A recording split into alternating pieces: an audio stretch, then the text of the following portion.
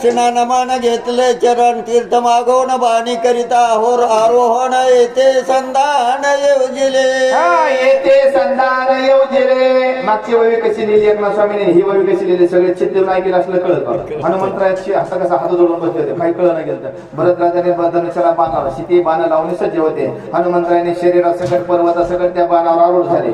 कळलं असेल तुम्हाला, तर ववी वाचली तसं. आणि पुन्हा काय केले, भरत राजाला 3 प्रदर्शन घातले, चरण नतमस्तक झाले. आता बाण वर येते त्याच्यावर हनुमंतराया भरत राजाचे पाय खाली कसं लोटांगण घालणं कसं केलं, ववी येते. ऐकत नाहीत आपण नीट, त्याच्यामुळे कळत नाही. अगोदर तेव्हा सांगितलं हनुमंतराय हात जोडून येतात. भरताने काय केले, बाणाला धनुष्याला बाण लावला, शिटी लावून या बाण सज्ज आहे. हनुमंतराय रात नाही केली. हनुमंतराय शरीरा सगळे त्या पर्वता सगळे बाणावर आरूढ येतात. पुन्हा दुसऱ्या वेळी एकनाथ महाराज तिसऱ्या वेळी दिलाय बघा. भरत राजाला 3 प्रदक्षिणा घातल्या, चरण उदक घेतलं, बाणावर आरूढ झाले. म्हणून संतांच्या घरची किंवा आहे का नाही, पाण्याला तर लागली ताण, तशी आपल्या कानाला ताण लागली पाहिजे, भक्तीची डोळ्याला ताण लागले पाहिजे. भगवंताचं चरण पाहण्यासाठी अशी अवस्था यावी म्हणून शक्ती महत्वाची आहे. आपल्याला शक्ती द्यावी देवानं. ही शक्ती लागलीच नाही लक्ष्मणाला. त्याची ती कन्या होती, पोटाशी धरली, तिचा उद्धार केला. अहंकारी मनाला, अहंकारी वासनेला निर्धारण करण्यासाठी प्रभू रामचंद्राने युद्ध केलेलं आहे. असाही त्रिवाळ प्रदक्षिणा केले आणि भरत राजाला नमस्कार केला आणि चरण उदक घेतलं. काय झालं पुढं, ओढी काठोणी कानडी वरी बैसविला परवडी गुन्ही जोडणी झाडाडी बाण प्रौढी सोडीला. बाण प्रौढी सोडीला, धनुष्याला बाण लावला तर कानापर्यंत कानडी ओढली गेलेली. आरोढे झाला हनुमंत पर्वते सहित लगेच बाण सोडला. ऐका नाही, कानापर्यंत. म्हणून आपल्याला बोलण्यापासून धनुष्य हे हिथून शब्द निघायचा, हित आला पाहिजे आणि हिथून तिकडे देवाकडे गेला पाहिजे. असा तो हनुमंत आपल्या पापाचा पर्वत जर जाळायचा असेल तर रामनामाने जाळता आला पाहिजे. बाण सज्ज केला, हनुमंत आरोढाडे धनुष्याला सोडलं गेलंय. करोनिया राम स्मरण भरते सोडिला निजबाण कपी अरोनिया राम स्मरण गगनीत बाण रामचंद्र भगवान की जय.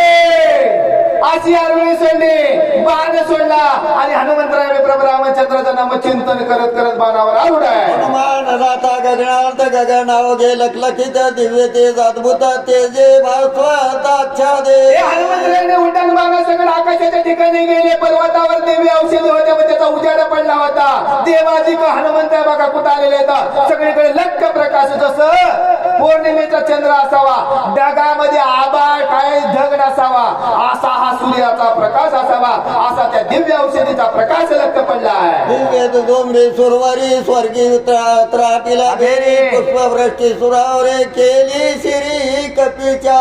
केली श्री कपीच्या. गंधर्व गायन करू लागले. देवाधिकांनी काय केलेले, त्या हनुमंतरायाच्या शिरावर म्हणजे डोक्यावर पुष्पवृष्टी केलेले, सगळीकडे आनंद झालेला आहे. गंधर्वाचे गायन सिद्धांचे जय जयकारे गर्जन देवांगणाचे नर्तन कपीचे गर्जन निज कपीचे गर्जन देवांगणाचे नृत्य गंधर्वाचं गायन आहे.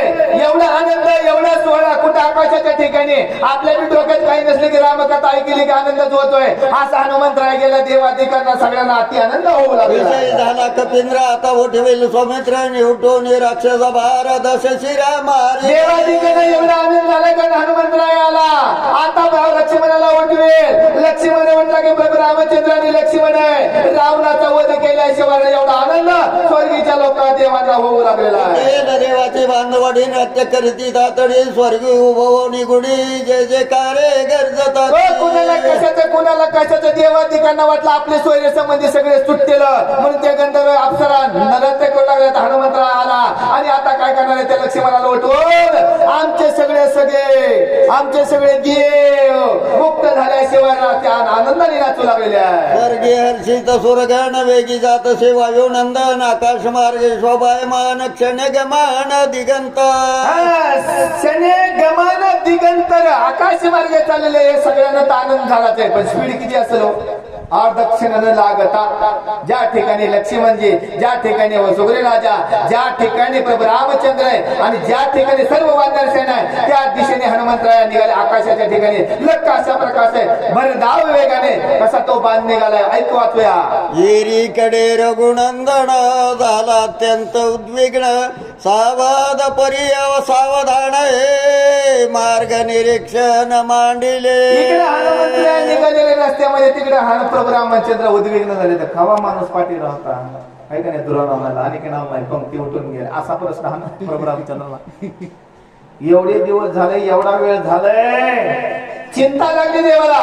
कारण हनुमंत का नाही आला, किती उशीर झालाय, असा चिंता तुझ्या अवस्थेमध्ये प्रभू रामचंद्र आता काय मार्ग शोधते पुढच्या वेळी सांगितलंय. पानयेची कपिनंदन का लागले विलंबन, न कळे काही झाले विघ्न, राक्षसी छळण मांडले.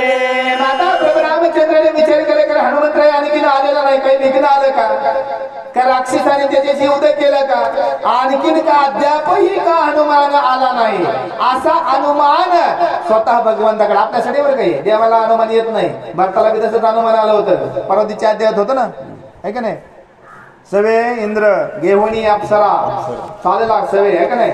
तसं आता मी हनुमंतराव प्रभू रामचंद्र आपल्यासाठी आपल्याला तसा विकल्प येते का, पोती संपत्ती तीनला चालू झाली, गुडघे दुखाय देत नाही, येत आहे तिकडून मी बडबड करीत नाही, काहींना बरं वाटतंय काहींना बेकार. तसं हनुमंतरायाचे उशीर झाल्याबद्दल प्रभू रामचंद्र सांगते याला युद्ध राक्षस मिळले का काय, हात दामला का काय, असे नाना प्रकारे विकल्प संकल्प कोणाच्या प्रभू रामचंद्राच्या अंतःकरणामध्ये आहे.